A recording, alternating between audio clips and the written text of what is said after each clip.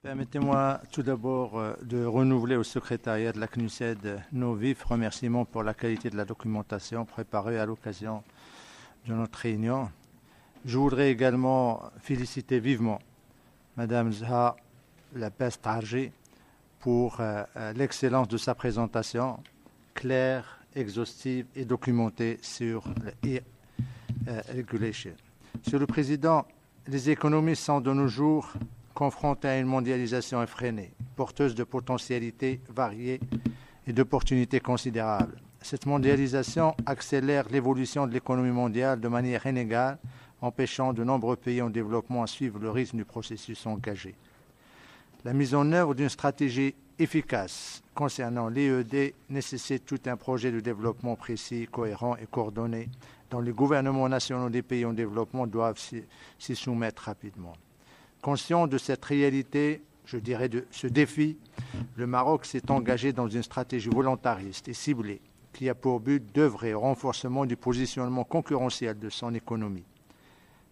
Cette économie s'enrichit d'une dynamique de démonopolisation largement entamée par le biais de laquelle des secteurs entiers se libéralisent, intégrant un cercle solidaire de développement, ouvrant la voie à l'émulation et à des opportunités d'affaires sans précédent.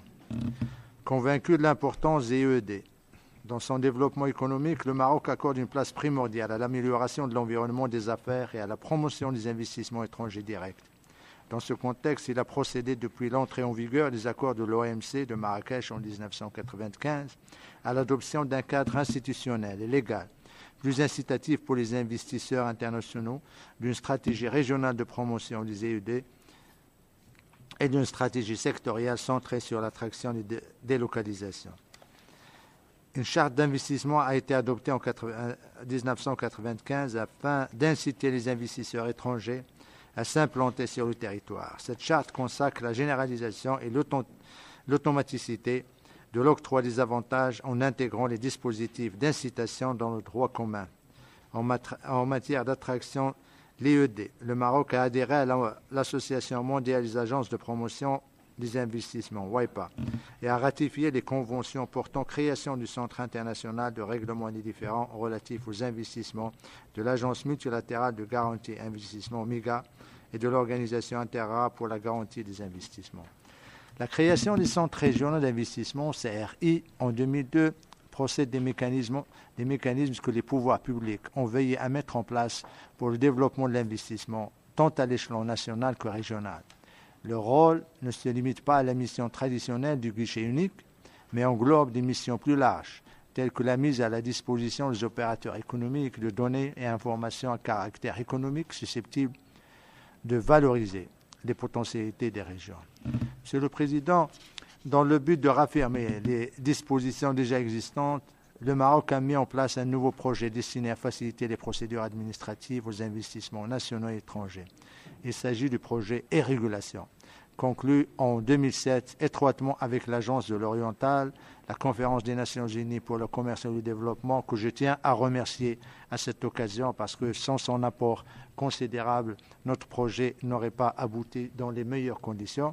Il y a également l'apport de programme USAID, amélioration du climat des affaires au Maroc, dans le but de faire de l'Oriental une région pilote dans la mise en place du système e-régulation.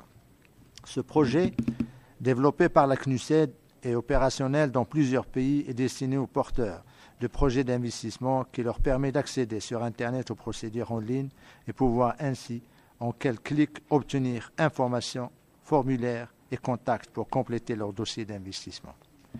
Le système e-régulation est un système d'information en ligne offrant aux investisseurs une totale transparence quant aux règles et procédures applicables aux différentes opérations d'investissement. Il peut également être pour l'administration et pour le gouvernement un instrument très utile pour mieux connaître la pratique administrative, faciliter le dialogue entre les différentes administrations impliquées dans le cycle de l'investissement et identifier les possibilités de simplification des procédures.